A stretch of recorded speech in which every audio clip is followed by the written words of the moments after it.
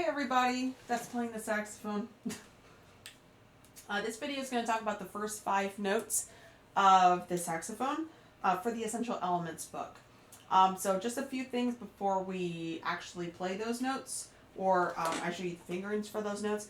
You need to make sure that your neck strap is in the right spot. If it's not in the right spot, you're probably not going to be successful in playing those notes. So I'm going to show you 2 ways that it's not going to work for your neck strap. The first way is if the mouthpiece is going straight at my neck, if I'm looking at the wall in front of me.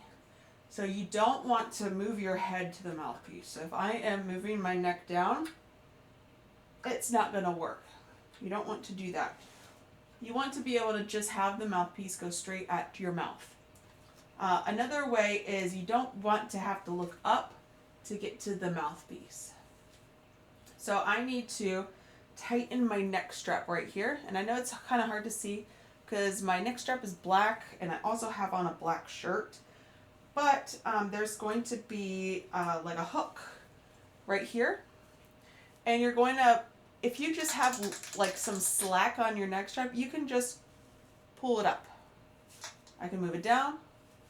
And I can move it up. And it's going to take some trial and error to find a nice, comfortable spot for your neck strap. So where you can move it up, and it goes right to your mouth. And now this is still just a little bit low because if I just it just goes right to my chin. So I still have to move it up a little bit more. So I'm just going to move it up just a little tiny bit. And now go straight to my mouth.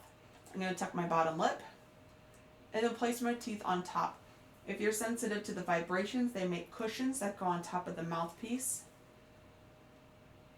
And then you're going to create a seal on top of the mouthpiece. But that's a different video. Right now we're just talking about the fingerings and putting the mouthpiece straight to our mouth. We're not picking up the saxophone to bring it to us. That's what the neck strap is for. Okay, so our hands. My left hand, make sure you know your lefts and your rights. My left hand is going to go on the top. And my right hand is going to go on the bottom. There's a hook on the bottom right here. That is where my right hand thumb is going to tuck under into.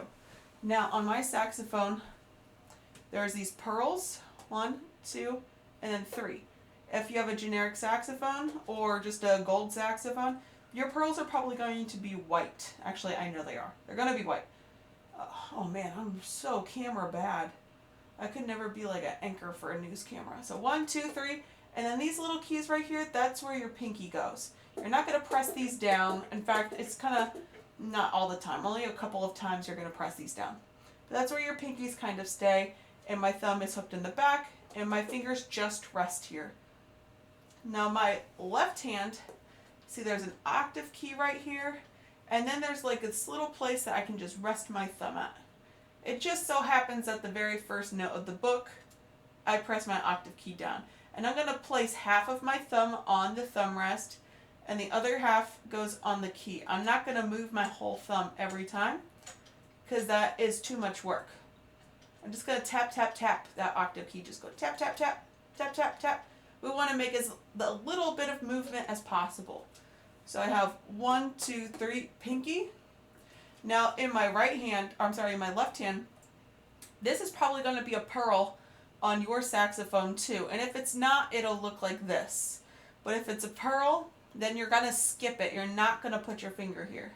I'm going to put my finger right here. So it's a pearl, you're going to skip it. If it's not, you're going to move your finger right here. This is a pearl on all of the saxophones. You're going to skip it. And I'm going to put my middle finger down. So skip, place, skip. Skip, place, skip.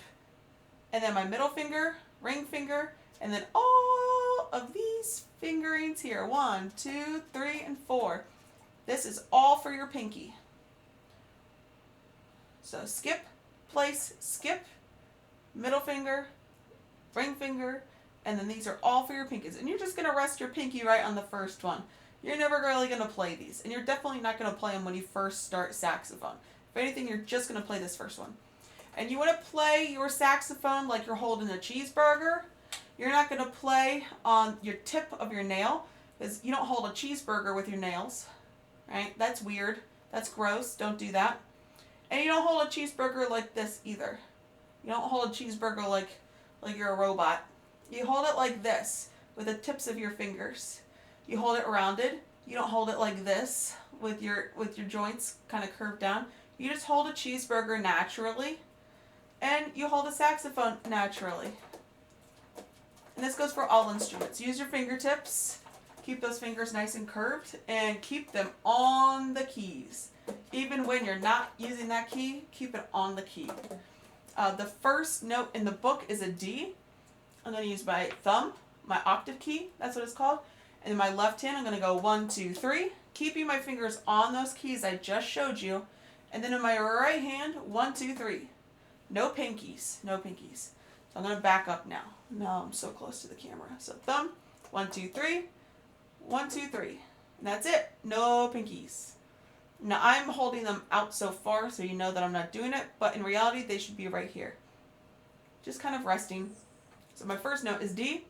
Next note is going to be C. Only one finger is held down for C, and that is this guy right here, your middle finger. No thumb in the back. No thumb.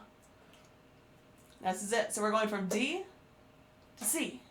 D, C, D, C. Practice going back and forth. D, C, D, C, D, C. You don't even have to play to be able to practice your fingerings. This is hard enough as it is, just getting a grasp on where your fingers go. It's a whole nother story trying to play it too.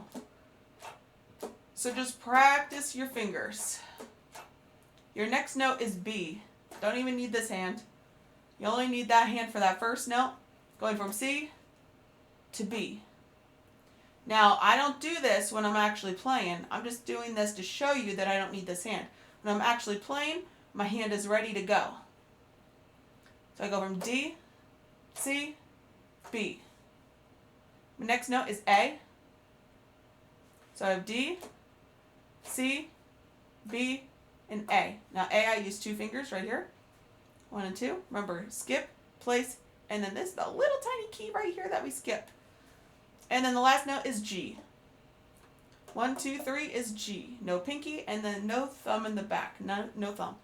So we have D, C, B, A, G. Those are our first 5 notes. And you can even play Hot Cross Buns or Mary Had a Little Lamb. You could go Hot Cross Buns, Hot Cross Buns, 1 a penny, 2 a penny, Hot Cross Buns. Or you could go Mary had a little lamb, little lamb, little lamb. Mary had a little lamb whose fleece was white as snow. So you can already play a couple of songs just with these 3 notes right here. B-A-G spells bag. B-A-G. C, D.